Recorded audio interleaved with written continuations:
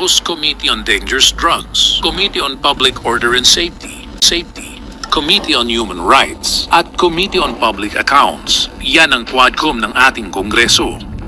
August 16, 2024, nang unang magsagawa ng pagdinig ang Quadcom sa Bacolor, Pampanga.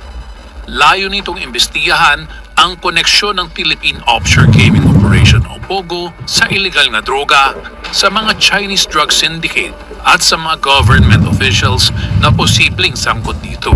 Nagkataon lang ba na ang mga personalidad na nadadawit sa POGO ay sila ring nababanggit na nasa likod ng illegal na droga?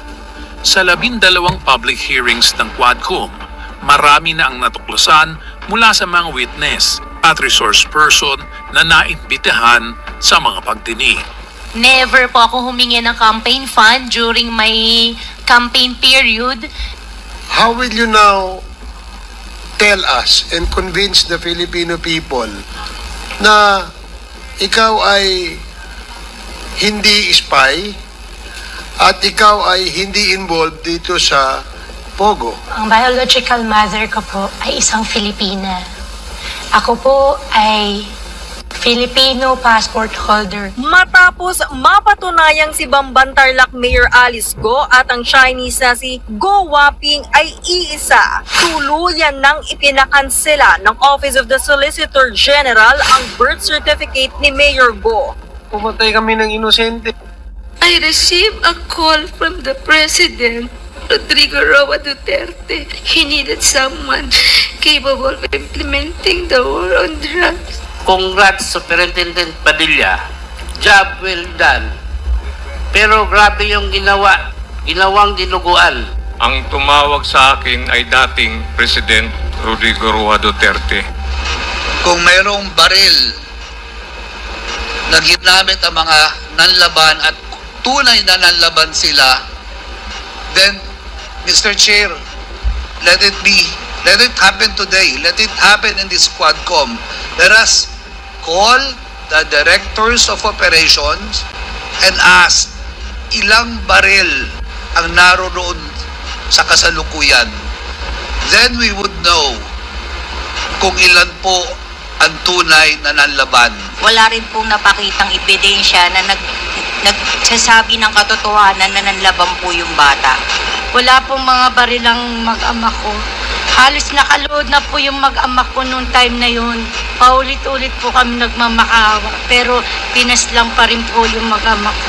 So can the former president look them in the eyes and say once more that he takes full legal responsibility for the deaths of their loved ones?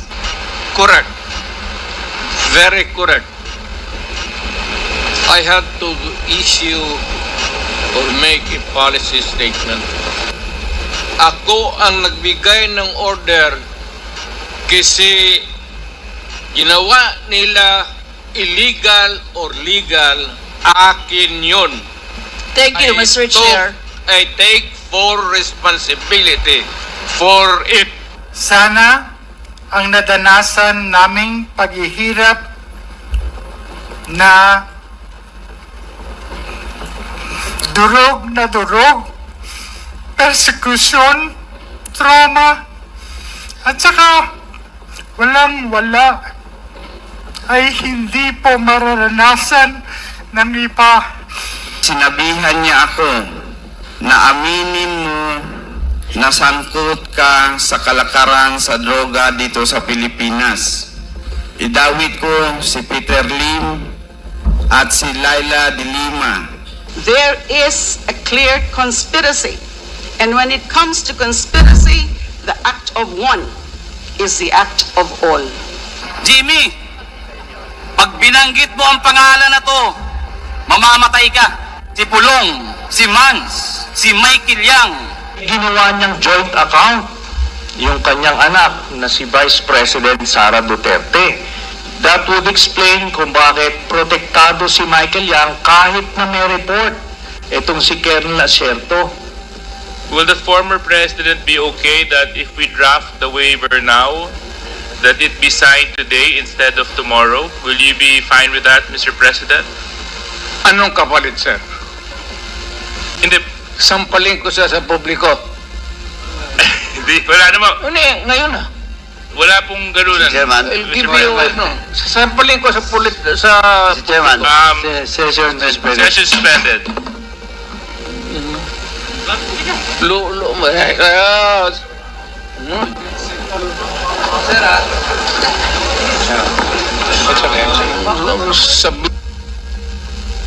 Former President is speaking without the recognition of the chairman. And I hope the former President understand Nakalimutan the rules. ko na yun. Yung rules na yun. Takot ako sa inyo, sir. Hindi po, sir. Ang una pong report na ibinigay ko na natanggap ni Chief PNP Bato de la Rosa, binanggit ko lang po rito yung tatlong personality, si Johnson Chua, si Michael Yang, at si Alan Lee. Nagbigay po ako uli ng report kay Chief PNP Oscar Albayalde, is Michael Yang and Alan Lim person of interest in illegal drugs. Dito po is nabanggit ko na po rito na lagi po sila nakikitang kasama si Presidente Duterte. Wala rin po nangyari. Ayun na po. So na ako ipapatay. Nasisiguro nyo na may koneksyon ang dating Pangulo sa mga illegal na gawain ni Michael Yang at ni Alan Lim. Meron po ba? Sigurado po ako. Anong reason ba't ka umiyak, Jimmy Guman? Dahil ba sa panahon na ipinagkanulo mo si No, Your Honor. Galit po at tuwa. Dahil kaming dalawa pareho pang buhay. Hindi ko dahil sa pagkanulo, kundi dahil sa sindikato, sa mafia ng Davao Mafia, na kami ang biktima.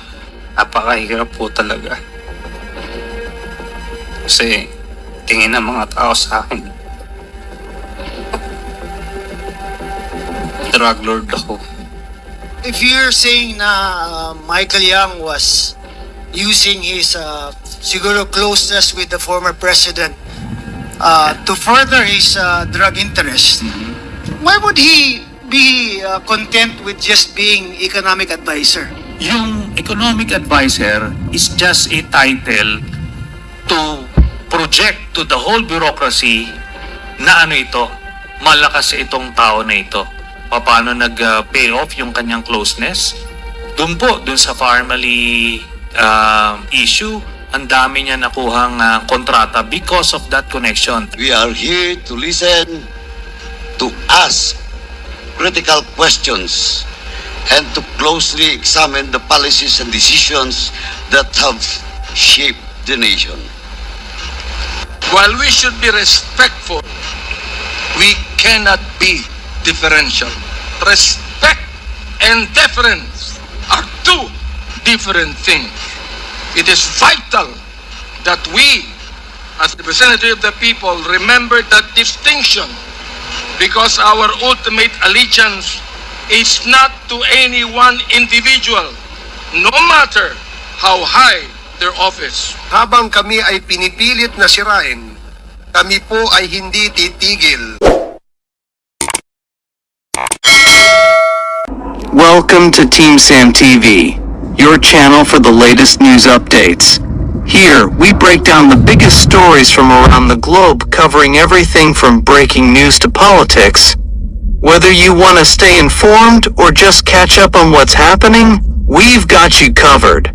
So, don't forget to subscribe and hit that notification bell so you never miss out on the latest news. Join the Team Sam TV family, and let's explore the world together, one update at a time.